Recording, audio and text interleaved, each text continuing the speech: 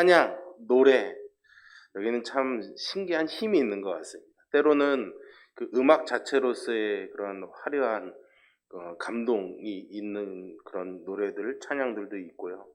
또 어떤 경우에는 굉장히 투박하고 또 담백하지만은 가사와 그것을 또 부르는 사람들의 이야기가 담겨져서 굉장히 우리에게 큰 울림을 주는 그런 노래, 찬양도 있는 것 같습니다. 오늘 제가 여러분들과 나눈 이 찬양은 아마 후자의 것에 속한다고 저는 생각합니다. 찬양을 제가 이제 처음 접하고 나서 오늘 나누면서 또 영상을 준비하면서 많이 돌려봤거든요. 여러 번 봤습니다. 근데도 볼 때마다 마음이 많이 울컥해지고, 또 오늘 오전 예배 때도 그렇고 지금도 그렇고 또 봤는데 계속해서 마음에 참 뭐라 말할 수 없는 감정이 계속해서 올라오더라고요. 이 나온 이분들이 물론 기아대책이라는 NGO 단체를 통해서 구호단체의 봉사단원으로 가 계시지만 사실은 자신의 이름을 드러내지 않는 그런 선교사로서 가 계신 분들입니다. 존재감이 없지만은 자기들의 작은 섬김을 통해서 필요한 사람들에게 일용할 양식뿐만이 아니라 영혼의 생명을 전하는 것을 사명으로, 어쩌면 코로나로 우리보다 더 어려운 환경에서 일하고 계시면서도 고국에 있는 교회와 성도들에게 힘이 되어 주고 싶은 마음에 이렇게 영상을 만들었는데요. 너무나 우리에게 울려오는 그 울림이 참 큰 것 같습니다. 노랫말의 가사처럼 무명한 자처럼 일하지만은 하나님 나라의 유명한 자인 것이고, 모든 것을 가지지 못한 것처럼 그렇게 살아가지만은 사실은 모든 것을 가진 사람들인 거죠.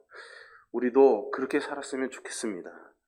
무명한 것처럼 세상에 자랑할 것 없이 사는 우리들이지만 하나님 나라에서 유명한 자로, 그리고 세상에서는 사람들처럼 많은 것을 누리며 살지는 못하지만 모든 것을 가진 자로 사는 그 소망으로 살아가는 저와 여러분 되기를 주님의 이름으로 축복합니다. 그런 의미에서 이제 한 주간 남은 추수감사주의를 우리가 잘 보내고 또 그 의미를 되새겨보는 것은 굉장히 중요한 일이라고 저는 생각합니다. 그래서 오늘은 여러분들과 추수감사주의를 한 주 앞두고 미리 이 감사의 의미에 대해서 특별히 다니엘의 이야기를 통해서 여러분들과 좀 나눠보려고 합니다. 다니엘은 우리가 잘 아는 것처럼 10대 중반의 나이에, 아주 어린 나이에 나라를 잃어버리고 바벨론의 포로로 잡혀오게 되지요. 신부는 포로국 출신 사람이었지만은 그 신실함과 그 실력을 인정받아서 나중에는 메대와 바사, 바벨론을 무너뜨린 거대한 제국의 총리까지 이르게 됩니다. 오늘 본문은 다니엘이 그렇게 메대와 바사의 총리가 된 그 이후의 이야기를 우리에게 서사해주고 있습니다. 이 메대와 바사 연합국이 엄청나게 큰 제국을 이루었고 바벨론을 무너뜨린 강한 나라였습니다. 그래서 이 메대와 바사의 첫 번째 왕이었던 다리오 왕이 이 거대한 나라를 다루기 위해서 이 나라를 120개의 도로 나누게 됩니다. 우리나라 경기도, 강원도 같은 게 120개가 있는 거죠. 어마무시하죠, 여러분. 굉장히 큽니다.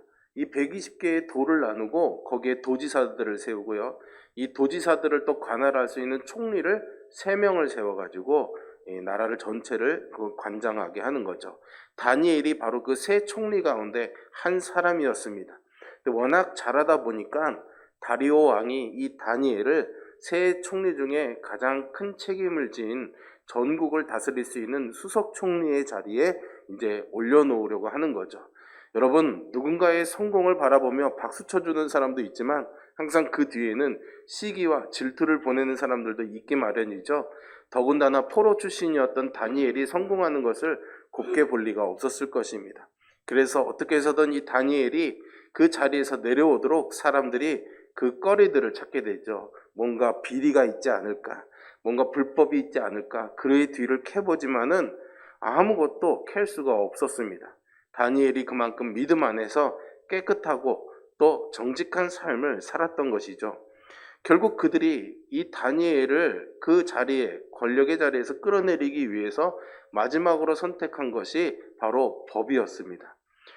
다니엘이 결코 빠져나갈 수 없는, 다니엘이 정말로 중요하게 생각하고 있었던 유대인들에게 주었던 율법을 이용해서 그들에게 유리한 법을 만들어냈던 거죠. 그게 30일 동안 다리오 왕 외에 어떤 신이나 사람들에게 무엇을 구하거나 기도하게 되면은 사자굴에 던져넣자라는 법이었습니다.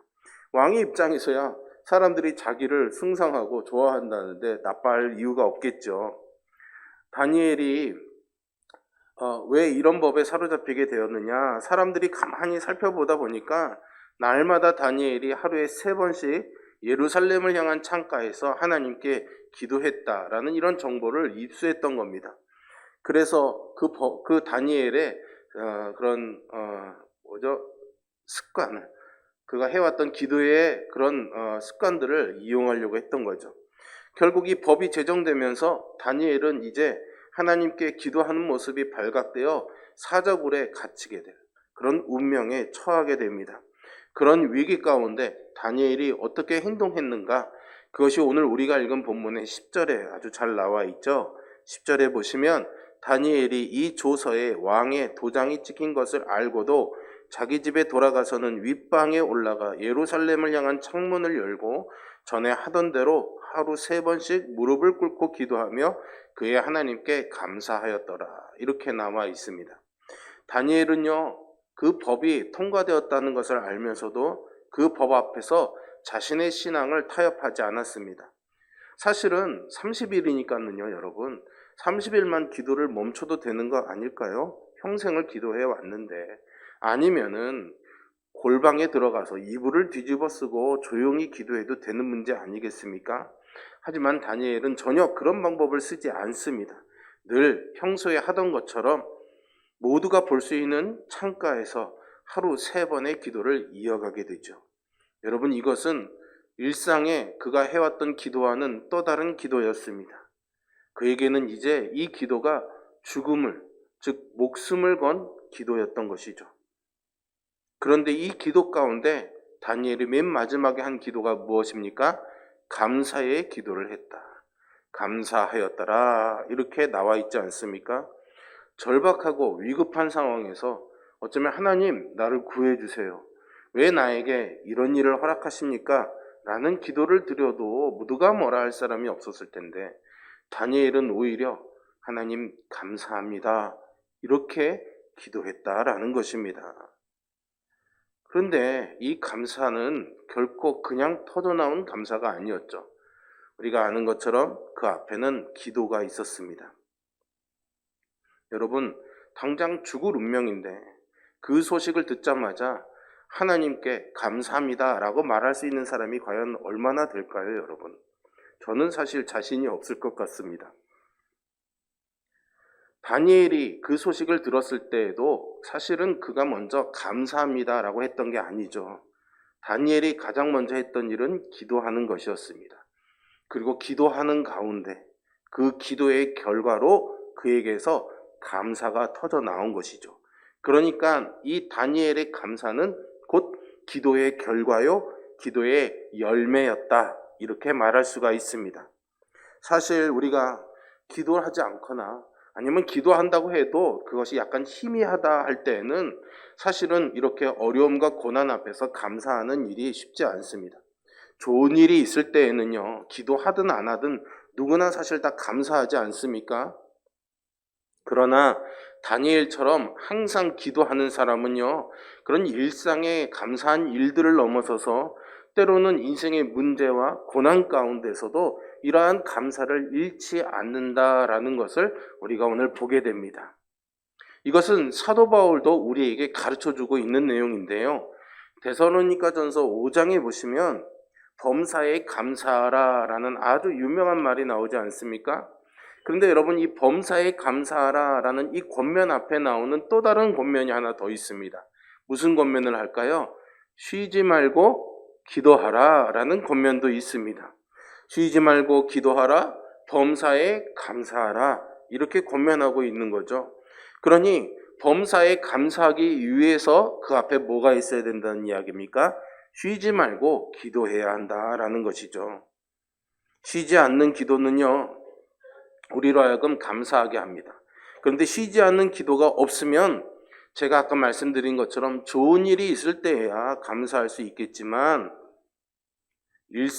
평범한 일상 가운데서나 안 좋은 일이 내 앞에 놓이게 될 때에는 감사할 수 없게 되는 거죠. 하지만 쉬지 않는 기도가 있을 때에는 평범한 일상에서도 때로는 내 앞에 불편한 상황들이 생긴다 할지라도 우리는 감사할 수 있는 인생이 되는 것입니다.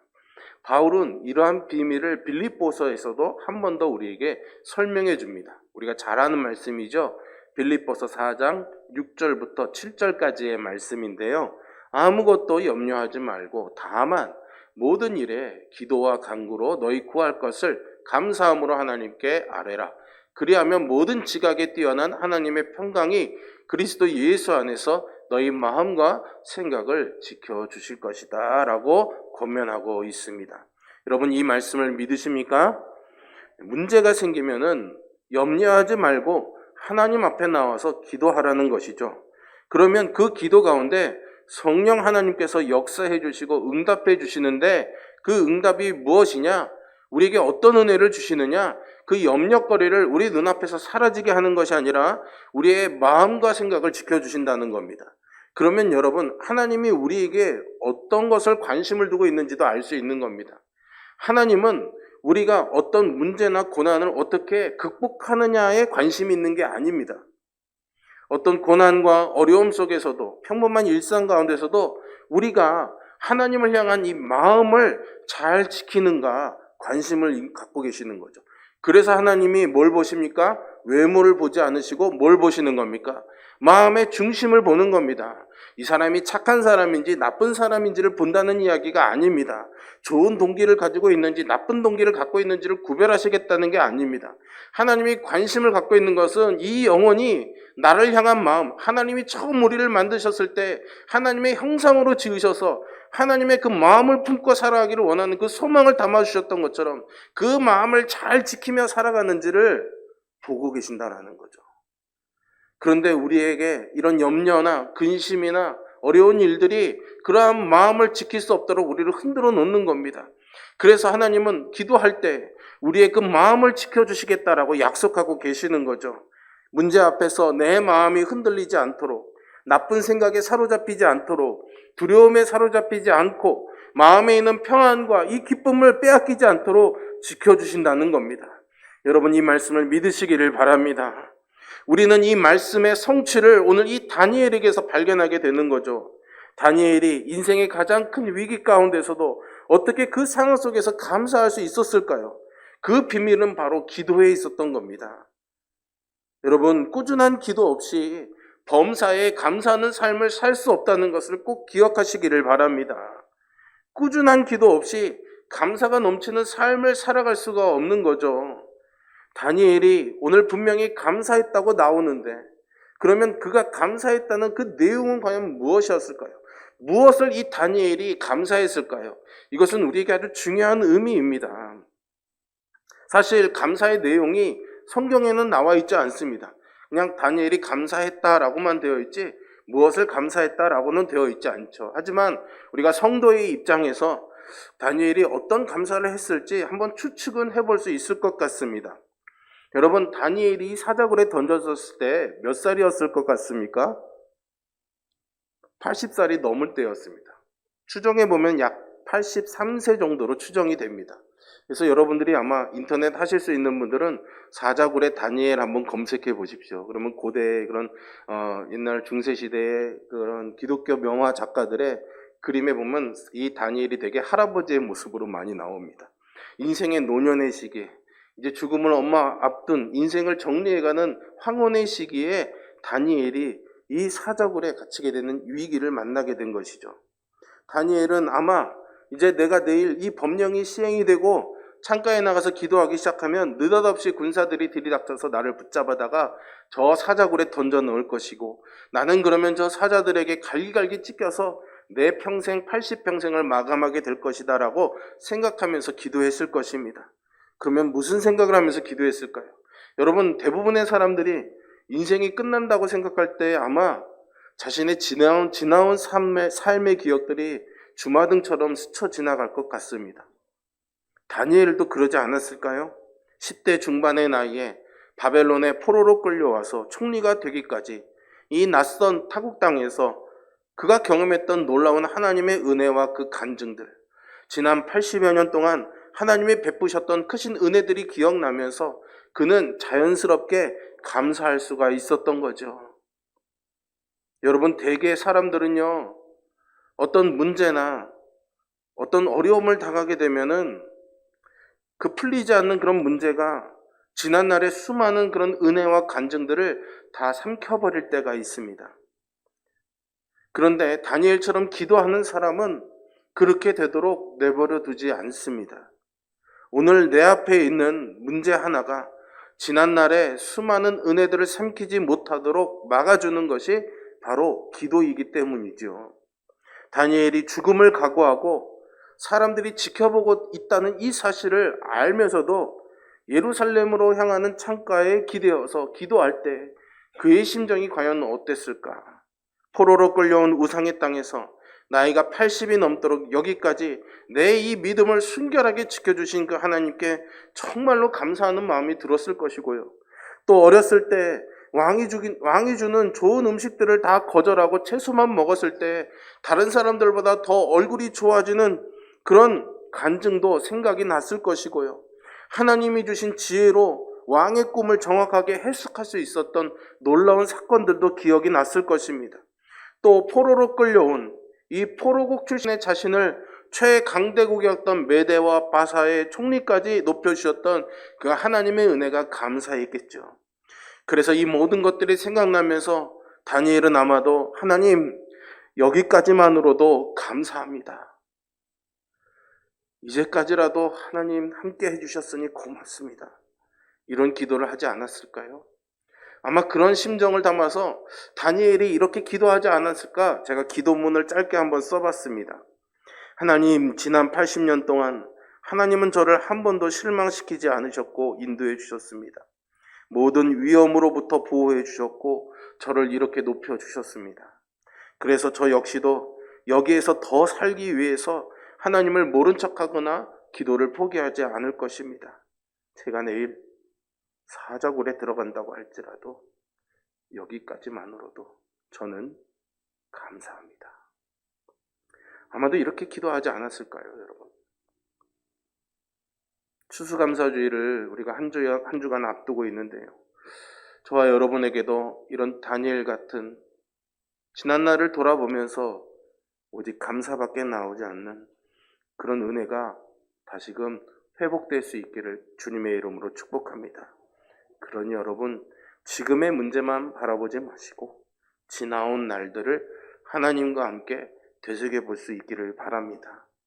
지난날 나의 수많은 죄악과 나의 실수들 속에서도 하나님이 어떻게 여기까지 나를 인도하셨으며 어떤 은혜를 주셨는지, 정말로 엉망이고 엉터리이고 망할 것 같은 그런 결정들만 내렸던 내 삶을 어떻게 여기까지 하나님이 끌어오셨는지, 그것들을 기억하고 진심으로 감사할 때 오늘의 고난으로부터 우리의 마음이 지켜질 줄로 믿습니다.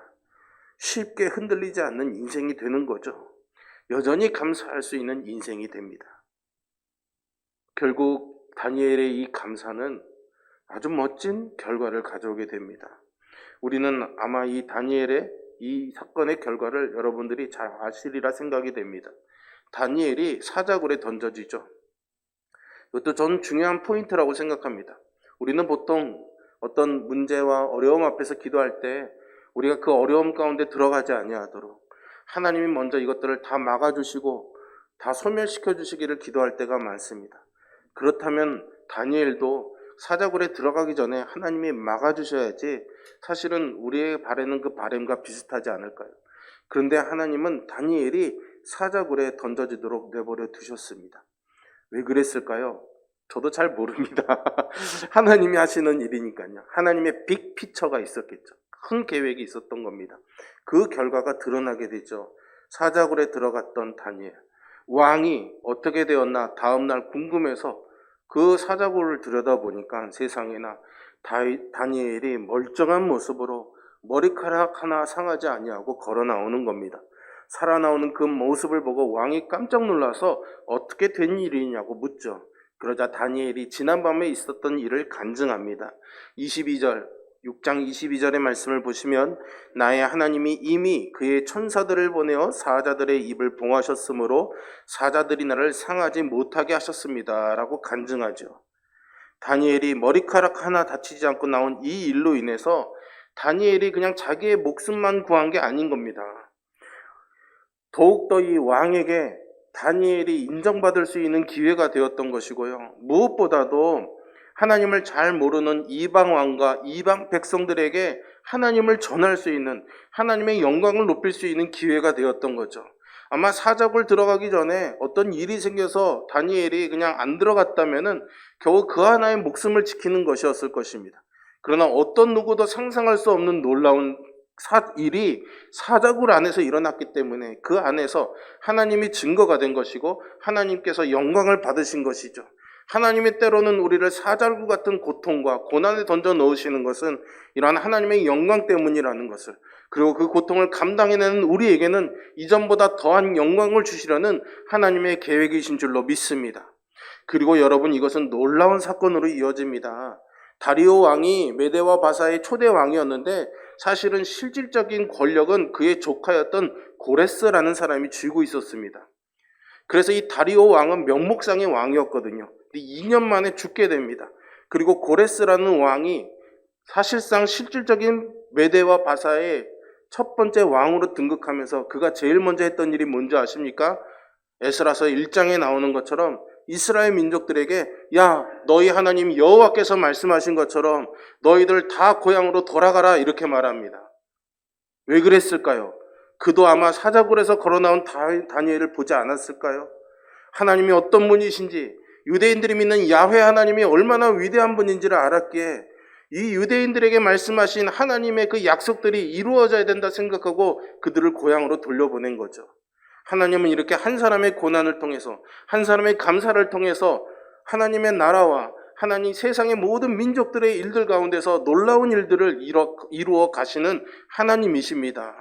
우리에게도 그런 일이 있기를 간절히 소망합니다. 감사가 회복이 되면 이런 놀라운 일들, 꿈 같은 일들이 일어나게 되는 것이죠. 하나님은 인생에 별로 좋아 보이지 않는 일들 앞에서 감사를 잃지 않고 다니엘처럼 하나님을 신뢰하는 사람들에게 더 큰 감사할 일들을 주시고 그 감사가 계속될 수 있도록 우리를 인도해 주시는 하나님이 되어주시는 줄 믿으시기 바랍니다. 그래서 우리가 그 감사를 되새겨보자 추수감사주일이라는 이 귀한 절기를 보내는 거죠. 이 추수감사주일의 시작은 메이플라워를 타고 신앙의 자유를 찾아온 청도교로부터 시작되었다는 것을 우리가 잘 들어서 알고 있습니다. 그들은 영국 땅에서 원래 신앙의 순수성, 말씀을 붙잡고 살아가는 그런 순수한 신앙의 회복을 꿈꿨던 사람들입니다. 그런데 이들을 오히려 영국 교회가 제도에 어긋난다는 이유로 그들을 핍박했던 거죠. 그래서 그들은 신앙의 자유를 찾아서 신대륙으로 떠날 수밖에 없었던 겁니다. 미국이라는 지금의 땅에 이들이 정착하면서 얼마나 많이 어려웠을까요, 여러분? 낯선 환경 속에서, 원주민들의 위협 속에서, 또 풍토병 속에서, 낯선 기후들 속에서 그들은 견뎌내기가 어려웠을 것입니다. 실제로 역사를 떠들어 보면은 메이플라워를 타고 왔던 사람들의 거의 대부분 반 이상이 이 여러 열악한 환경들 속에서 죽어나갑니다. 그런 주변의 동료들이 죽어나가는 그런 상황들 속에서도 원주민에게 씨앗을 얻어서 경작을 하게 되고 그래서 결실을 거두게 되는 거죠. 여러분, 우리가 꿈꾸는 추수감사절과는 그림이 너무나 다릅니다. 여러분, 처음 낯선 땅에서 원주민들에게 받은 낯선 씨앗으로 농사를 지어서 얼마나 많은 것을 얻었을까요? 아마도 부족한 소득이었겠죠. 더군다나 사랑하는 아내, 사랑하는 남편, 사랑하는 동료, 자녀들이 죽어가고 있었습니다. 도무지 희망이라고는 보이지 않는 상황 가운데서 그들은 그들에게 주신 이 작은 소득을 가지고 그래도 하나님이 여기까지 우리를 인도해 주셨고 우리의 신앙을 지켜주셨구나라는 그 마음의 믿음을 가지고 감사할 수가 있었던 것이죠. 이것이 여러분 믿음으로 감사 예배를 드린 추수감사주일의 시작입니다. 초창기 이 청교도인들의 신앙의 삶, 그들의 현실의 삶은 너무나 척박하고 열악했습니다. 사람들이 죽어나가고 풍성한 수확물이 아닌 가운데서도 그들이 하나님을 향한 이 감사를 잃지 않았기 때문에 그들은 소망할 수가 있었던 것이죠. 그리고 그런 그들에게 하나님께서 헤아릴 수 없는 은혜들을 부어주셨습니다. 여러분, 오늘 본문에 나오는 다니엘은요, 그저 좋은 일이 있던 것, 그냥 감사할 만한 일로 감사한 사람이 아니었습니다. 반복되는 평범한 일상생활 속에서도, 사자굴에 던져지는 고난과 위기 속에서도 감사를 잃지 않았던 거죠. 메이플라워를 타고 신대륙을 향해 신앙의 자유를 찾아 떠났던, 여러 고초를 이겼던 그들처럼 오늘 사자굴에 들어갈 위기 속에서도 감사를 잃지 않았던 다니엘처럼 우리도 그런 인생을 살아야 되지 않겠습니까, 여러분? 고난 가운데도 감사할 수 있는, 여기까지만으로도 감사할 수 있는 이 믿음 안에서 우리가 그런 삶을 살아갈 때 하나님께서 더 큰 은혜를 주시고 계속해서 감사한 일들을 우리에게 주실 줄로 믿습니다. 우리가 앞서 영상에 봤던 그 많은 선교사님들도 그런 삶을 지금 살아가고 계시겠죠. 그래서 그들의 고백이 우리의 마음에, 우리의 영혼에 큰 울림이 되는 겁니다. 나는 무명한 자 같지만 유명한 자입니다. 아무것도 없는 사람 같지만 모든 것을 가진 사람입니다. 그들의 그 진솔한 고백이 오늘 우리에게 큰 감동을 주는 이유라고 저는 생각합니다. 우리의 마음에도 이런데 하나님에게는 어떨까요, 여러분? 우리도 하나님에게 그런 감동을 드리는 삶을 살아야 되지 않을까요, 여러분? 그런 인생을 살기 위해서 오늘 우리가 다니엘에게서 배워야 될 것은 기도이지요. 기도가 선결되어야 됩니다. 기도 없이는 그런 삶을 살 수가 없는 거죠. 기도 없이 신앙생활을 하면은 감사한 일이 있을 때에만, 추수감사주일 때 감사거리를 찾아야만 되는 그런 가난한 신앙생활을 우리가 할 수밖에 없습니다. 그러나 기도 가운데 사는 사람, 언제나 하나님께 마음의 중심을 두고 사는 사람은 그냥 눈에 보이는 것, 밟히는 것, 그 모든 것들이 우리에게 감사가 되리라 믿습니다. 여러분, 세상 사람들도 누구나 다 할 수 있는 그런 감사의 수준에서 신앙생활을 하시겠습니까? 이제 그것을 멈추고 기도를 다시 시작해 다니엘처럼 항상 기도하는 인생이 되었었어요. 범사에 감사함으로 하나님께 영광 돌려드리는 그런 우리 모두가 될 수 있기를, 우리 모두가 이번 추수감사주의를 그렇게 맞이할 수 있기를 주님의 이름으로 축복합니다. 기도하겠습니다.